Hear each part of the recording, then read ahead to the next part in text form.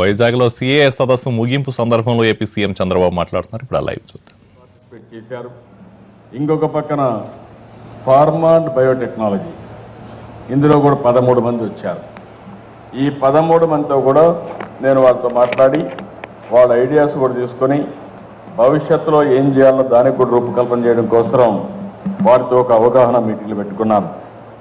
అదే మరిగా మీరు చూస్తే ఇంకొక పక్కన బుక్కులు కూడా 2 పుస్తకాలు ఇక్కడ రిలీజ్ చేశారు.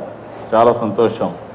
అవి 2 చూస్తే ఎకనామిక్స్ వితౌట్ టీఆర్ అశోక్ గుహ, win win corporators by Shashank Shah, ఈ 2 కూడా రిలీజ్ చేశారు.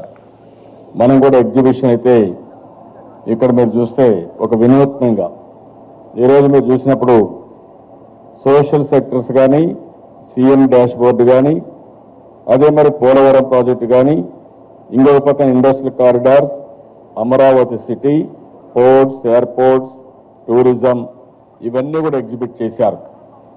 చాలా ప్రాజెక్టులు అయితే రియల్ టైం కూడా పెట్టారు. I'm very happy for that. మీరు చూసుంటారు, పోలవరం రియల్ టైం మానిటరింగ్ పెట్టాం.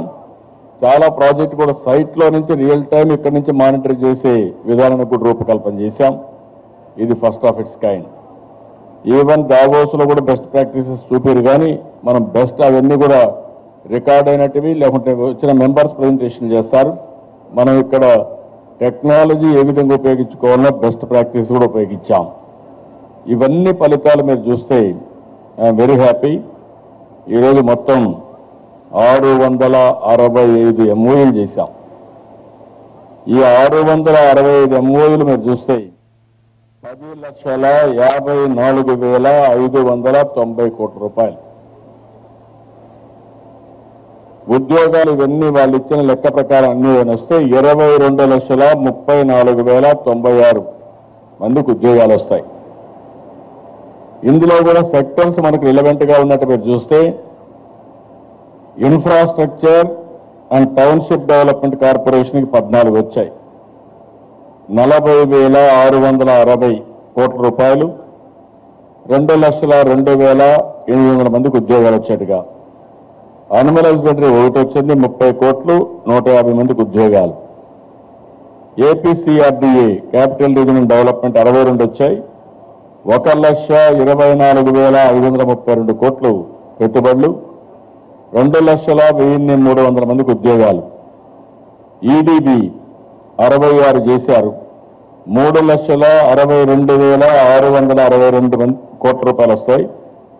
అదే మరిగా 3,16,125 మందికి ఉద్యోగాలు వస్తాయి.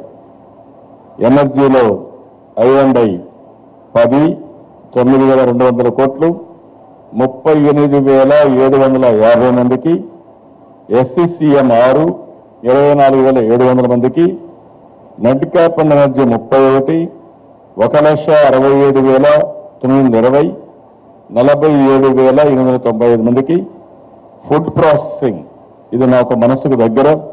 నేను అందుకే ఎప్పుడు దావోస్ పోయిన న్యూ విజన్ ఫర్ అగ్రికల్చర్కి అటెండ్ అవుతాను. అదే మరి ఇక్కడ ఫార్మర్స్ ప్రొడ్యూసర్స్ ఆర్గనైజేషన్స్ ఏర్పాటు చేశాం. ఇది ఎందుకంటే ఇది ప్రపంచం కూడా మొత్తం చర్చించే విషయం. ఇది దీంట్లో ఈసారి మనకు 177 ఎంఓయూలు వచ్చాయి.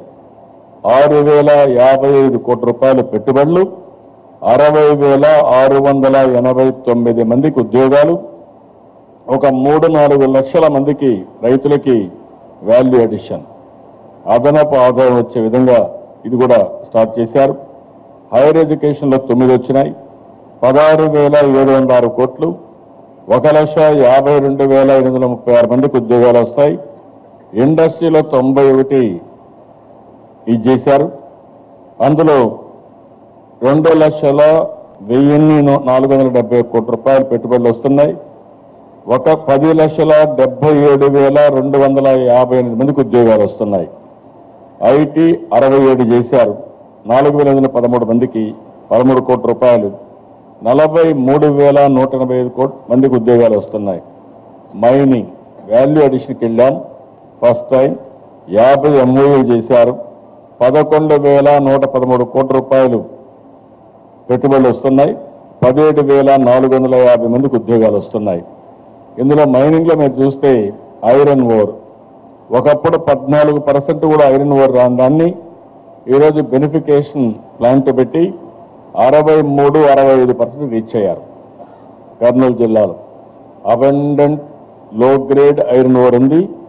దాన్ని బెనిఫికేషన్లో పెట్టి బాగా వాల్యూ అడిషన్ చేశారు Australian company. It is working very well. Roads and బిల్డింగ్స్లో ఒకటి మొత్తం గవర్నమెంట్ ఆఫ్ ఇండియా దగ్గర 73,970 కోట్ల రూపాయలు. ఇది కూడా మీరు చూస్తే ఈ రోడ్లన్నీ కూడా ఒకటి అమరావతి నుంచి అనంతపూర్ వరకు రాయలసీమ 3 జిల్లాలకి ఎక్స్ప్రెస్ వే. అమరావతి, అనంతపూర్, మధ్యలో కడప, కర్నూలు. ఇటు బెంగళూరు రోడ్డు కనెక్ట్ అవుతుంది, అటు హైదరాబాద్ రోడ్డు కనెక్ట్ అవుతుంది. ఇది express way, dedicated line express way. దీని పక్కన ట్రైన్ కూడా వస్తుంది. దీనివల్ల చాలా వరకు ఉపయోగపడే పరిస్థితి వస్తుంది. రాయలసీమ అమరావతితో అనుసంధానం అవుతుంది. 180 కిలోమీటర్లు దేశంలో పెద్ద ఔటర్ రింగ్ రోడ్ రాజధానిలో.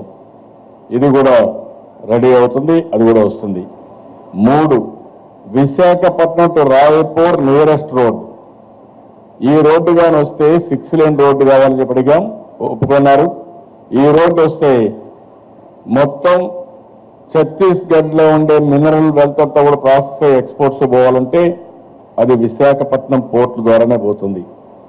అంటే ఈరోజు పోర్టుల దగ్గర నుంచి ఇంటర్లాండ్కి అనుసంధానం చేస్తున్నాం. ఇక డెవలప్మెంట్ బ్రహ్మాండంగా అయ్యే అవకాశం వస్తుంది. It is first of its kind. 3వది ఇది కానీ వస్తే రోడ్డు ట్రైన్ కూడా పెడుతున్నాం, రైల్వే కార్గో కూడా. వన్స్ ఇది వస్తే యాజ్ ఆన్ టుడే మనకుండే రైల్వే కార్గోస్ 3 ఉన్నాయి. క్లస్టర్స్ ఏవైతే ఉన్నాయో 3 ఫ్రైట్ కారిడార్ క్లస్టర్స్ పెట్టారు. ఒకటి చెన్నై, విజయవాడ, కాజీపేట్, నాగపూర్ అండ్ దెన్ ఢిల్లీ. 2 విజయవాడ, విశాఖపట్నం, భువనేశ్వర్, మీ ఖరగ్పూర్. 3వది బాంబే, రాయ్పూర్, నాగపూర్, దెన్ ఖరగ్పూర్. ఇప్పుడు మనం చేసే పని రాయ్పూర్ నుంచి నేరుగా విశాఖపట్నం కనెక్ట్ చేస్తున్నాం. వన్స్ ఇది కనెక్ట్ చేస్తే ఇటు నుంచి ఢిల్లీకి వెళ్ళిపోవచ్చు, మళ్ళా ఇటు పోయే పని లేదు. నేరుగా ఇక్కడి నుంచి రాయ్పూర్, రాయ్పూర్ నుంచి నేరుగా నాగపూర్, నాగపూర్ నుంచి ఢిల్లీ. 2వది బాంబేకి పోవాలంటే ఇప్పటి వరకు మధ్యలో ఎక్కడ కూడా క్రాస్లు ఎక్కడ రాలేదు మనకు. ఇటు పోవాలంటే మళ్ళీ హైదరాబాద్ పోయి చాలా దూరం పోయేవాళ్ళం.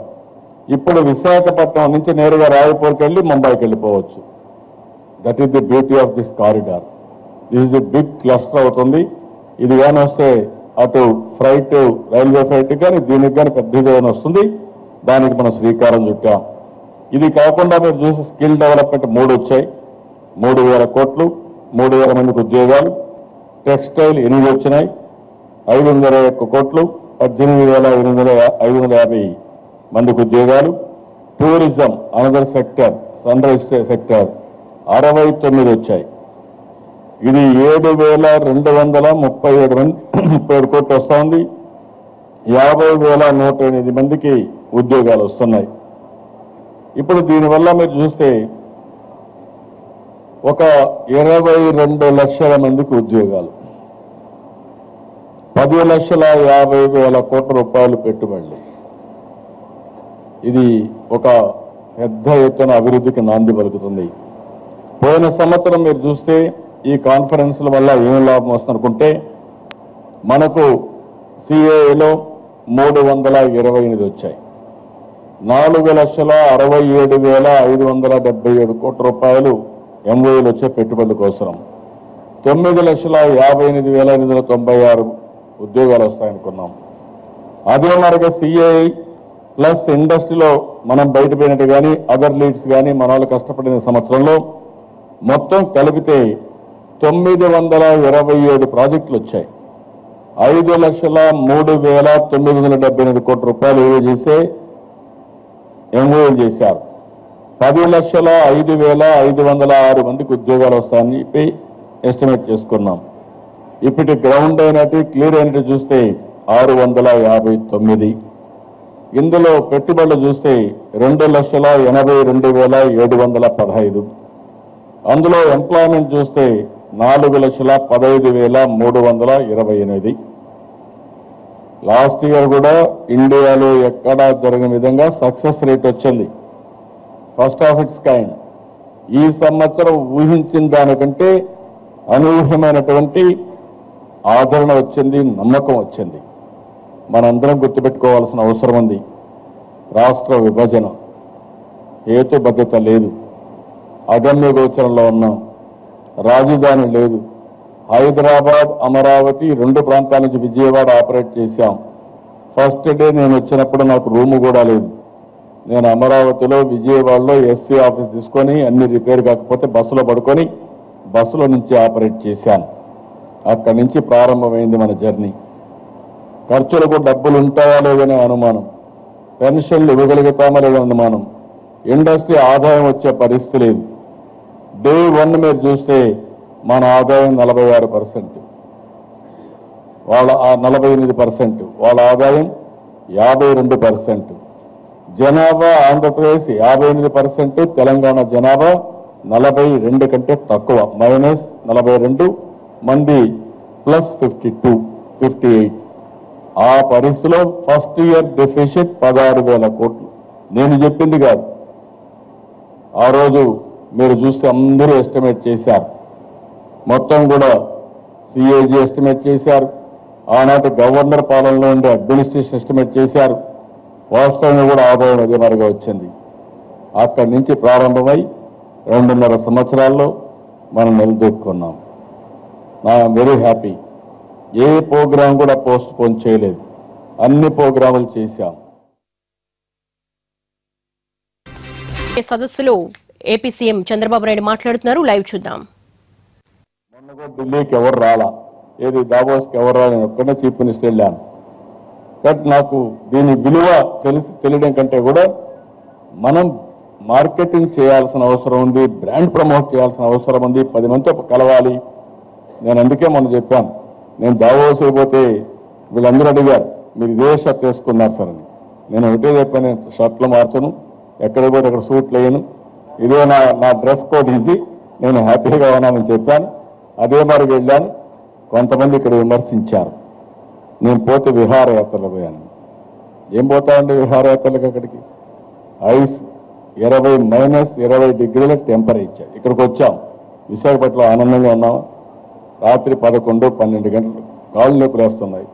నిలబడుకొని ఎంఓఏలు వచ్చిన వాళ్ళందరూ ప్రతి ఒక్కరూ వచ్చి ఫోటో తీసుకోవాలి, లేకపోతే నా ముందర ఎంఓఏ చేయాలి, సంతకాలు చేయాలి. నిన్నైతే మాకు కొన్ని ఇబ్బందులు కూడా వచ్చాయి. ఈ మేనేజ్మెంట్ ఆఫ్ టైంలో నేపాల్ మంత్రి అఫెండ్ అయ్యాడు. 2 సార్లు మన వాళ్ళు పోస్ట్ పోన్ చేశారు తెలియకుండా. అతను బాధపడ్డాడు, ఏంటి నేను వస్తే ఈ వారికి మ్యాచ్ చేశారని. నేను మళ్ళీ మా మంత్రిని వాళ్ళందరినీ పోయి రిక్వెస్ట్ చేస్తే ఈరోజు మార్నింగ్ వచ్చారు. నేను మీ పార్టీ అంటే అభిమాన్ని, ఇక్కడ రావాలని వచ్చాను. ఇండియా అంటే కూడా నాకు అభిమానం ఉంది. అదే మరి ఎన్టీఆర్ అంటే నాకు ఎక్కడలేని అభిమానం. మీ అడ్మినిస్ట్రేషన్ నేను ఫాలో అవుతున్నాను. నేను మీతో కలవాలంటే మిస్ అయిపోయిన బాధ కలిగింది, నేను చాలా అఫెండ్ అయిపోయాను, నేను అప్సెట్ అయ్యానని చెప్పే పరిస్థితికి వచ్చారు. నన్ను కలవడానికి కాదు, నేను కలవలేకపోయానని బాధపడే పరిస్థితికి వచ్చాడు. That is the image we are having outside. ఈరోజు మార్నింగ్ పిలిపించి మాట్లాడాను. మన డిఐపిపి సెక్రటరీ వస్తే మన కలెక్టర్ పోయి రిసీవ్ చేసుకోలేకపోయాడు వాళ్ళ గొడవతో. ఆయన కూడా బాధపడ్డాడు. బాధపడితే మళ్ళీ పోయి ఎక్స్ప్లెయిన్ చేశారు కలెక్టర్ గారు వాళ్ళు. They are happy. ఈరోజు నేను సిఐని మనస్ఫూర్తిగా అభినందిస్తున్నాను. ఎందుకంటే లాస్ట్ ఇయర్ పెట్టారు, ఈ ఇయర్ పెట్టారు. డిఐపిని కూడా అభినందిస్తున్నాం. గవర్నమెంట్ ఆఫ్ ఇండియాని కూడా అభినందిస్తున్నాం. ఈ 2 సార్లు పెట్టారు కాబట్టి ఈరోజు మొన్న మీరు చూస్తే గుజరాత్లో కూడా వైబ్రెంట్ గుజరాత్ జరిగింది. ప్రధానమంత్రి గారు కూడా వెళ్ళారు అక్కడికి, చాలా మంది జైంట్స్ అంతా వెళ్ళారు. ఇది మన దగ్గర కూడా మనం సన్ రైజ్ ఆంధ్రప్రదేశ్ మనం పెట్టుకున్నాం. అయితే ఈ సమయంలో సిఏఐని Andhra Pradesh chapter, south India region chapter under CAI national committee పూర్తిగా అభినందిస్తున్నాం. పూర్తిగా సహకరించారు, అండగా నిలబడ్డారు. వాళ్ళని మనస్ఫూర్తిగా అభినందిస్తున్నారు వాళ్ళు చేసిన కార్యక్రమానికి. అదే మరి ఇంకొక పక్కన చూస్తే government of India, DIPP, they have extend all the cooperation and also they have network. 8 మంది మంత్రులు వచ్చారు. రావడం కాకుండా వాళ్ళ విధానం మన పట్ల ఏముందో స్పష్టంగా చెప్పారు. అదే మరిగా వాళ్ళకి చేతనైనంత వరకు కొన్ని ప్రాజెక్టులు కూడా క్లియర్ చేశారు. అంటే 2 ఉన్నాయి. వాళ్ళు కూడా వ్యాపారాలు చేయాలి. 7 కంటే మించిన ప్లేస్ ఎక్కడా లేదు. ఈరోజు వాళ్ళ ఆయిల్ అండ్ గ్యాస్ ఇక్కడే ఉంది. ఇక్కడ పెట్టుబడులు పెట్టకపోతే నేషన్లకు కూడా రేపు ఎనర్జీ వచ్చే పరిస్థితి లేదు, ఫ్యూయల్ కూడా ఉండే పరిస్థితి లేదు. కాబట్టి దానికి కూడా ముందుకు వచ్చారు. It is very good thing. Even ఇంకొక పక్క మీరు ఆలోచించారు, సిఐఐ సదస్సు ఒక యజ్ఞంలా నిర్వహించామని, సిఐఐ సదస్సుకు అద్భుతమైనటువంటి రెస్పాన్స్ వచ్చిందని, అలాగే సిఆర్డీఏ పరిధిలో అనేక ఉపాధి అవకాశాలు కల్పిస్తున్నామన్నారు AP CM Chandrababu Naidu. CII సదస్సు గురించి ఏపీ సీఎం చంద్రబాబు నాయుడు మాట్లాడుతున్నారు. మళ్ళీ ఆ లైవ్ చూద్దాం. అంతా వచ్చి ఇక్కడ షేర్ చేసుకుని ఈ ఈవెంట్ ని బ్రహ్మాండంగా నిర్వహించారు. అదే మరిగా students, I'm really happy with students. Students అంతా కూడా ఇక్కడికి వచ్చారు. చాలా ప్యాషన్తో పనిచేస్తున్నారు. ఎంబీఏ చదువుకునే పిల్లలు ఎంత బాగా పనిచేస్తున్నారంటే అంత బాగా వాలంటరీ వర్క్ చేశారు.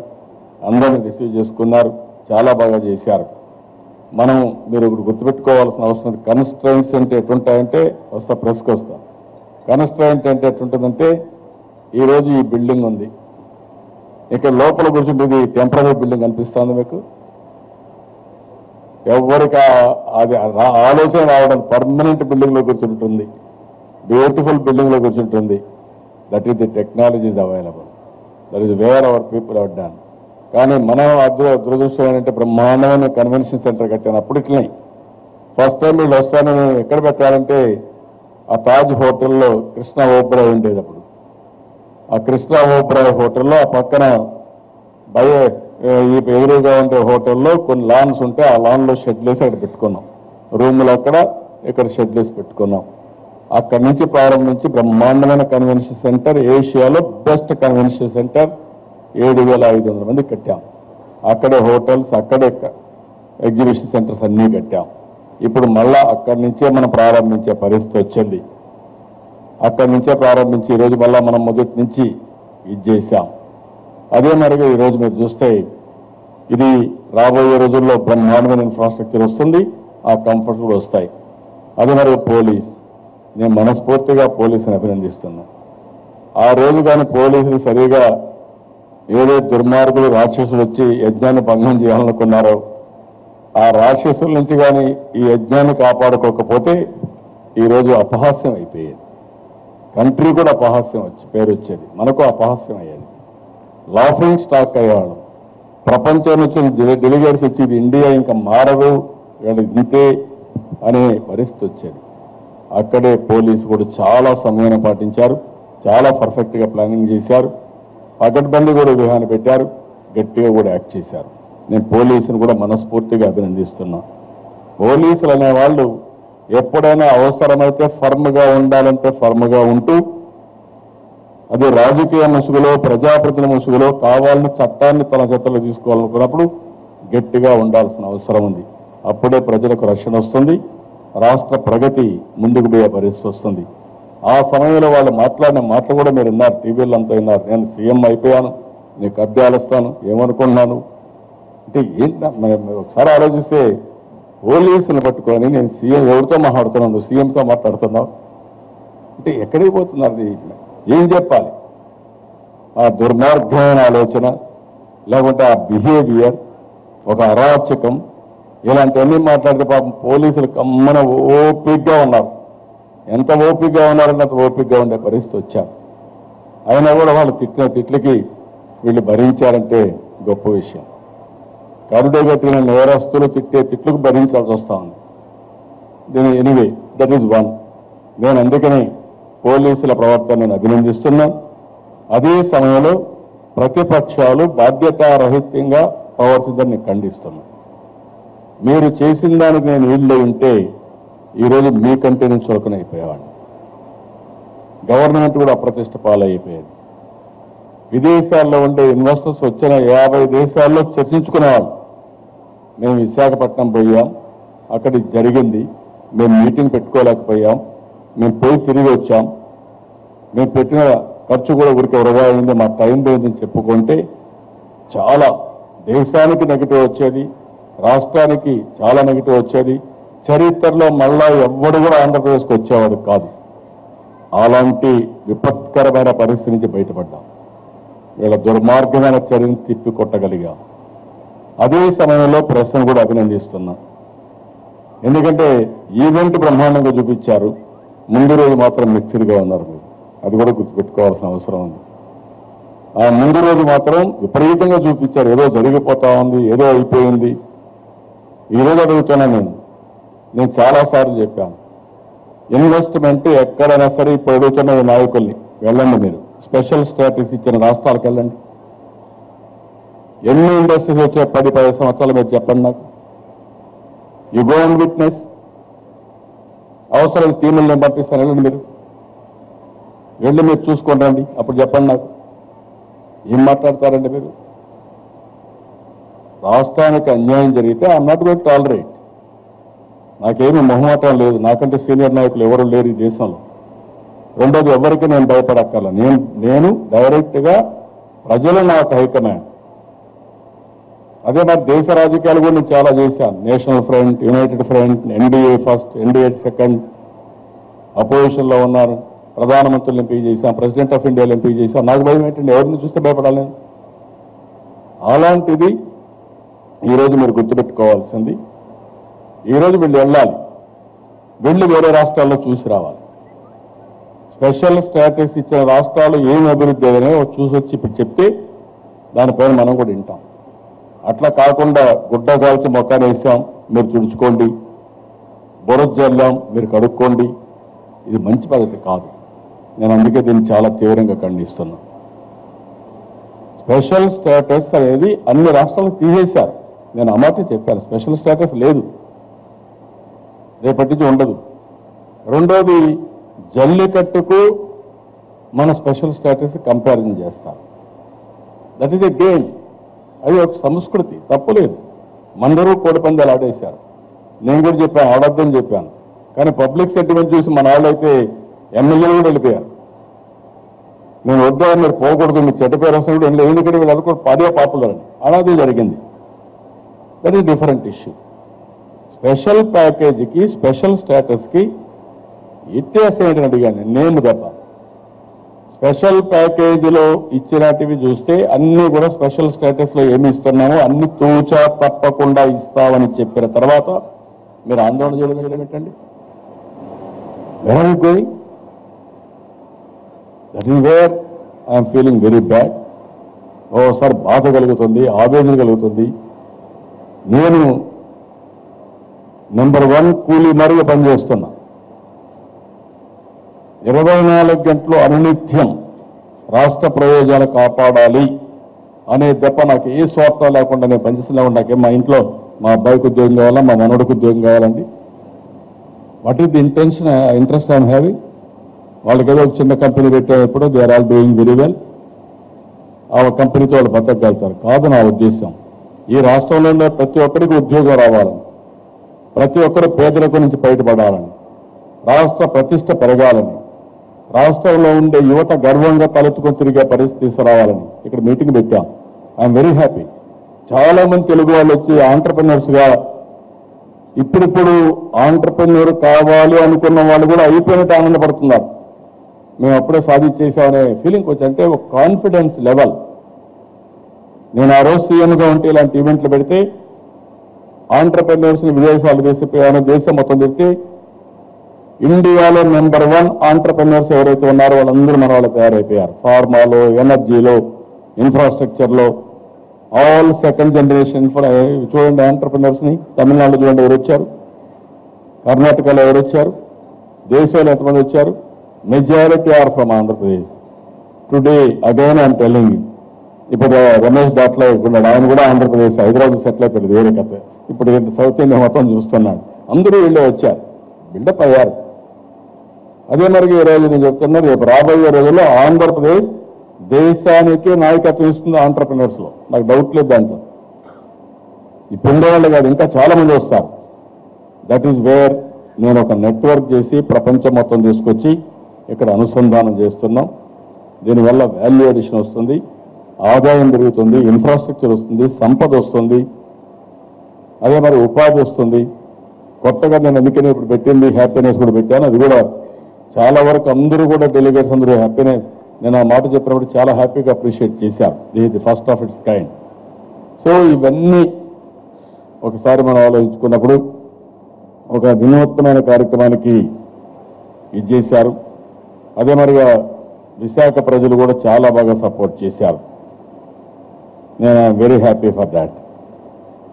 విశాఖ వాళ్ళైతే ఎంత బాగా సపోర్ట్ చేశారంటే చాలా బాగా. ఎప్పుడు నాకు అదొక నమ్మకం.